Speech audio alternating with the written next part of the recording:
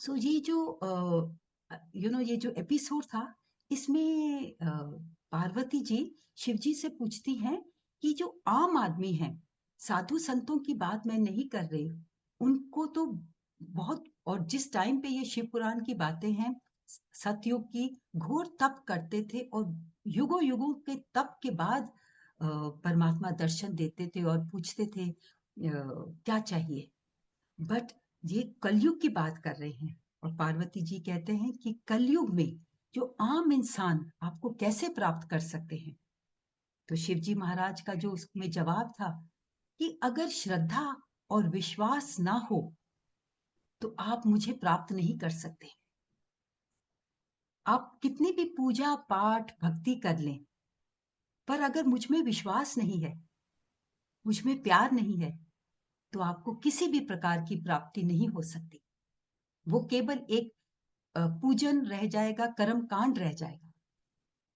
मगर अगर आपके अंदर सच्चा भाव है, तो जिस प्रकार की भी पूजा आप करते हैं, वो कहते हैं कि अगर मुझ में श्रद्धा और विश्वास है, तो आप किसी भी प्रकार से वो मुझे याद कर लें, तो मैं उनके बस में हो जाता हूं, और फिर वो मेरा दर्शन, मेरा संवाद आदि प्राप्त कर लेते हैं।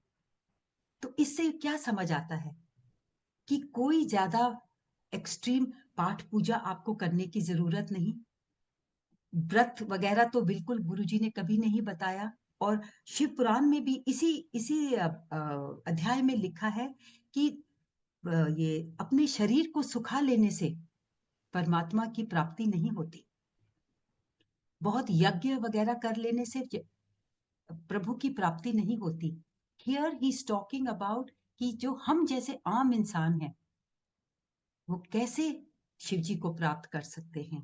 And here I thought we got an answer to what all of us want to do.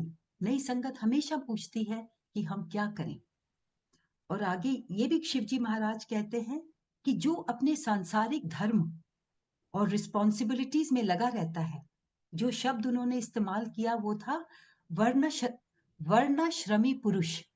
वर्ण श्रमी पुरुष मतलब जो इंसान अपने सांसारिक धर्म और अपनी सभी रिस्पॉन्सिबिलिटीज को पूरा करता है, और उसके साथ साथ दिल में मुझे याद रखता है, वो मुझे बहुत आसानी से प्राप्त कर। और यहाँ पे उन्होंने ये भी कहा कि जो हमारी रिस्पॉन्सिबिलिटीज और ड्यूटीज हैं, they are all dependent on our situation in life, our social status and the stages in life. हर स्टेज, जिंदगी की हर स्टेज ऑफ लाइफ हमारी रिस्पॉन्सिबिलिटीज फर्क होती हैं। सो इस भाव के साथ, सच्चे भाव के साथ अपनी जिम्मेवारियों को पूरा करते हुए जब हम परमात्मा को याद करते हैं बड़े सिंपल तरीके से।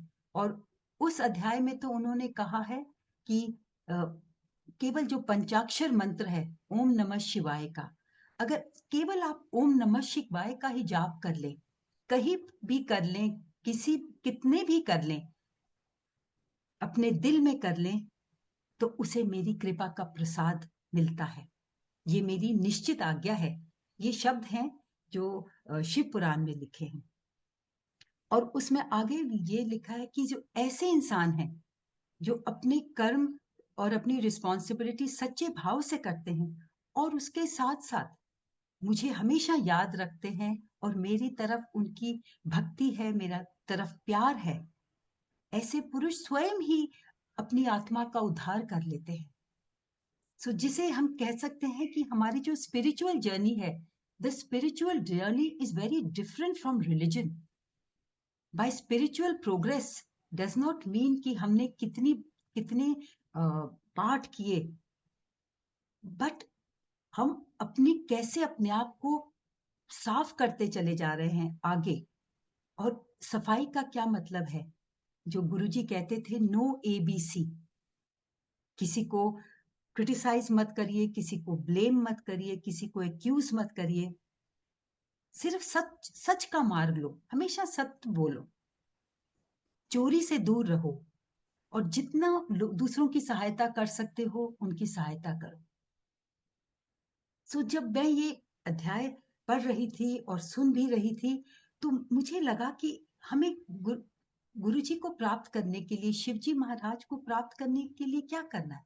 एक्चुअली कुछ भी नहीं करना। सब कुछ तो गुरु जी कर गए हैं, सब कुछ तो गुरु जी बता गए हैं। सो इफ वी फॉलो, इतने वचन हैं जो पहले तो हमें नहीं पता था, बट नाउ कितनी बुक्स लिखी गई हैं, कितने जूम सेशन से हमें पता है कि गुरुजी अलग अलग संगत को अलग अलग टाइम पे बहुत सारे वचन दे गए हैं। So if we just follow those वचन्स, फुलफिल आवर रिस्पॉन्सिबिलिटीज और सच्चे मन से गुरुजी को याद करें, तो गुरुजी तो हमारे हैं और हर समय फिर हमें वो ब्लेसिंग्स देंगे। और दूसरा बात उसमें ये भी लिखी थी कि जब भी मुझे याद करो, अपना चित्त को निर्मल रखो और चित्त को पवित्र बनाओ। कहते मैं तो पवित्र हूं, मुझे आप पवित्र नहीं कर सकते, मैं तो सबसे पवित्र हूं, पर जब मैं तुम्हारे अंदर बैठूंगा, मुझे वो जगह भी पवित्र चाहिए। और जैसे उन्होंने कहा कि इस सिंपल तरीके से कि ऐसा इंसान वो अपनी आत्मा का उद्धार स्वयं ही कर लेता है। कितनी सुंदर सुंदर बात है।